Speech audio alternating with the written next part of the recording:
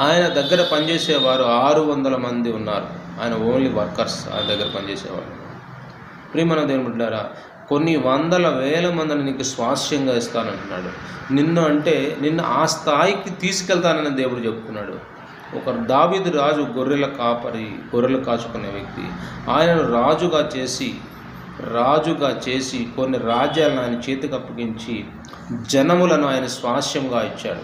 ప్రియమైన దేవుని బిడ్డలారా, సొలొమోనుకు జనములను స్వాస్యంగా ఇచ్చాడు. ఎవరైతే దేవుని మాట విన్నారో వాళ్ళకి జనములను ఆస్తిగా ఇచ్చాడు. ప్రియమైన దేవుని బిడ్డలారా, ఈ కాలంలో ఈ జనరేషన్లో నువ్వు బాధపడుతున్నావు. కనీసం ఈ వాగ్దానాన్ని నువ్వు ఆలోచించవా? ఈ వాగ్దానం నువ్వు నెరవేర్చుకోవా? నీ జీవితం నెరవేరాలంటే ఆయన అడగాలి. ఆయన నిబంధనకు కట్టుబడి ఉండాలి. ఆయన సన్నిధికి